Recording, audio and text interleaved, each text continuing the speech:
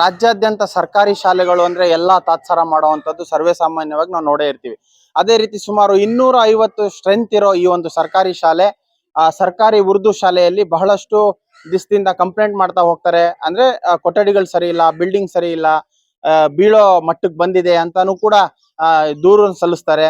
ಅದೇ ರೀತಿ ಇವತ್ತು ಒಂದು ಶಿಕ್ಷಕಿ ಮೇಲೆ ಬೇಡ ಒಂದು ಸಿಮೆಂಟ್ ರ್ಯಾಪ್ ಬಿದ್ದು ಒಂದು ಡ್ಯಾಮೇಜ್ ಆಗಿರುವಂತದ್ದು ನಾವು ಕಣ್ಣಾರೆ ನೋಡಿರುವಂತದ್ದು.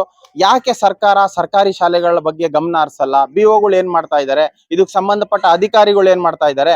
ಇದನ್ನ ಕೇಳೋಣ ಅಂತ ನಾವು ವಿಚಾರ ಮಾಡಿದಾಗ, ಅಕಸ್ಮಾತ್ ಸರ್ಕಾರದಿಂದ ನಾವು ಮಾಡಕ್ಕಾಗಲ್ಲ ಅಂತ ಅಂದಾಗ ಸರ್ಕಾರಿ ಶಾಲೆ ಡೆವಲಪ್ಮೆಂಟ್ ಮಾಡುವಂತಹ ದೇಣಿಗೆ ಕೊಡುವಂತ ಜನಗಳು ಕೂಡ ಇದ್ದಾರೆ. ಯಾಕೆ ಕ್ಲಿಯರ್ ಆಗಿ ಒಂದು ಕೊಡಲ್ಲ?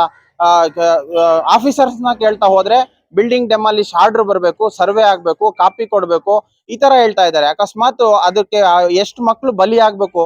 ಈಗಾಗಲೇ ಎಚ್ಚೆತ್ತು ನೋಡಿ, ಎಷ್ಟು ಜನ ಪೋಷಕರು ಇಲ್ಲಿ ಎಚ್ಚೆತ್ತು ಬಂದಿದ್ದಾರೆ. ಮುಂದಿನ ದಿನಗಳಲ್ಲಿ ಮಕ್ಳಿಗೆ ಏನಾದ್ರು ಹೆಚ್ಚು ಕಡಿಮೆ ಆದ್ರೆ ಸರ್ಕಾರ ಬರುತ್ತಾ? ಇಲ್ಲಿರುವಂತ ಶಾಸಕರು ಬರ್ತಾರಾ? ಬಿಒಗಳು ಬರ್ತಾರಾ? ಯಾಕೆ ಇವ್ರ ಬಗ್ಗೆ ಧ್ವನಿ ಎತ್ತಲ್ಲ?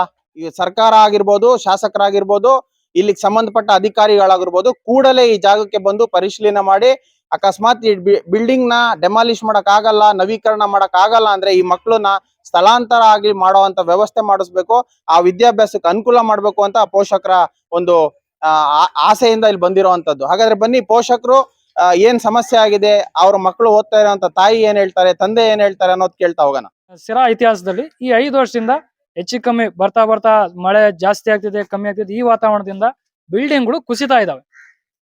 ಅದು ಆಲ್ರೆಡಿ ಈಗ 2 ಶಾಲೆನ ಮುಚ್ಚಿದ್ದಾರೆ. ಇದರಲ್ಲಿ 2 ರೂಮ್ಗಳನ್ನು ಮುಚ್ಚಿದ್ದಾರೆ. ಕಂಬೈನ್ ಸ್ಟಡಿ ಮಾಡ್ತಾರೆ. ಮಕ್ಕಳಿಗೆ ಕುತ್ಕೊಂಡು ಓದೋಕೆ ಒಂದು ಒಳ್ಳೆ ವ್ಯವಸ್ಥೆ ಆಗ್ತಿಲ್ಲ.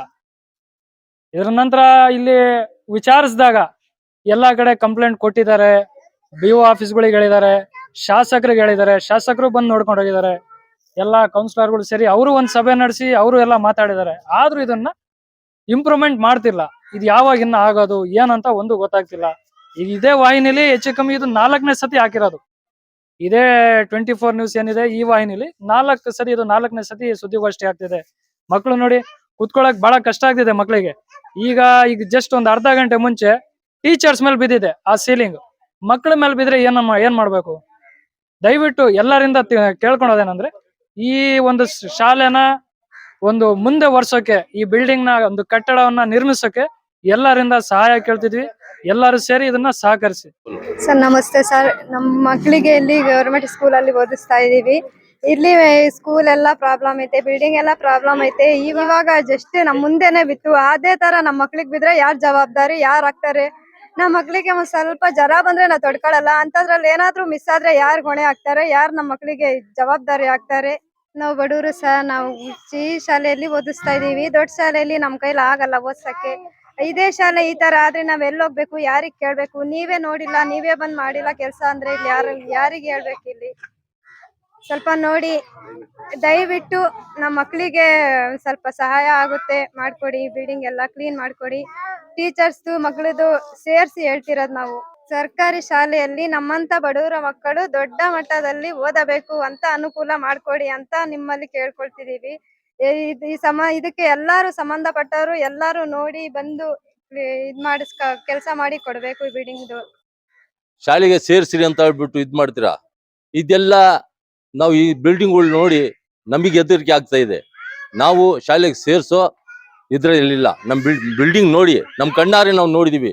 ಟೀಚರ್ ತಲೆ ಮೇಲೆ ಬಿದ್ದಿದ್ದು ಅದೆಲ್ಲ ನೋಡ್ಕೊಂಡು ನಮಗೂ ಭಯ ಆಗ್ತಾ ಇದೆ. ಇದರಿಂದ ಈ ಕೆಲ್ಸಗಳು ತಕ್ಷಣ ಮಾಡಿಕೊಡ್ಬೇಕು. ಈ ಶಾಲೆ 1935 ಇಸ್ವಿಯಲ್ಲಿ ಪ್ರಾರಂಭವಾಗಿದೆ. 80 ವರ್ಷ ಆದರೂ ಈ ಶಾಲೆ ಇನ್ನೂ ನಡೀತಾ ಇದೆ.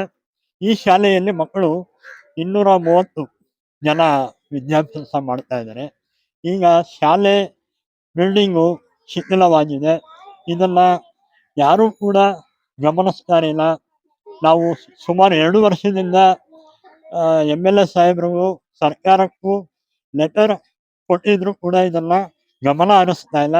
ದಯವಿಟ್ಟು SDMC ಕಡೆಯಿಂದ ಮತ್ತೆ ಶಾಲೆಯ ಮಕ್ಕಳ ಪೋಷಕರ ಪರವಾಗಿ ಈ ಮೂಲಕ ವಿನಂತಿಸಿಕೊಳ್ಳುತ್ತೇನೆ.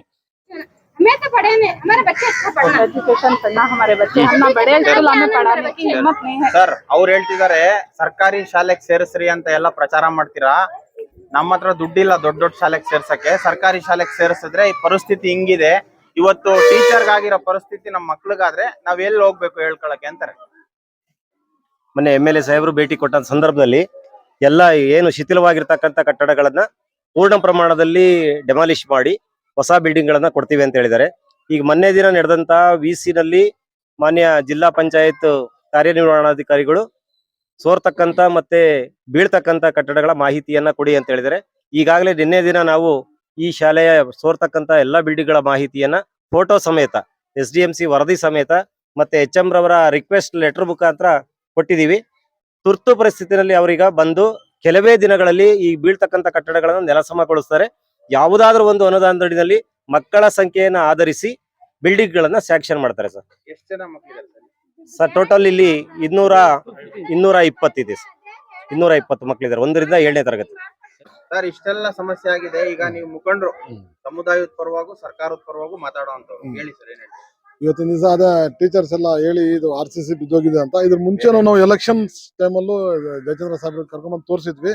ಮೊನ್ನೆ ನಮ್ಮ ಇರ್ಷಾದ್ ಹೋಗಿ ಕೇಳಿದ್ಕೆ ಇಲ್ಲ ಕೆಲಸ ನಡೀತಾ ಇದೆ ಅಂತ ಕನ್ಫ್ಯೂಸ್ ಆಗಿದೆ ಅವರು. ಅದು ಮೌಲಾನಾ ಆಜಾದ್ ನಡೀತಾ ಇರೋದು. ಈ ಸರಿ ಶನಿವಾರ ಬಂದಿದ ತಕ್ಷಣ ನಾವೆಲ್ಲ ಕರ್ಕೊಂಡ್ಬಂದು ಜಯಚಂದ್ರ ಸಾಹೇಬ್ ಕರೆದು ಸ್ಪಾಟ್ ಅಲ್ಲಿ ತೋರಿಸಿ ಅವ್ರದೇ ಫಂಡ್ ಅಲ್ಲಿ ಇಮಿಡಿಯೇಟ್ಲಿ ಇಲ್ಲಿ ಕೆಲಸ ಆಗ್ಬೇಕು.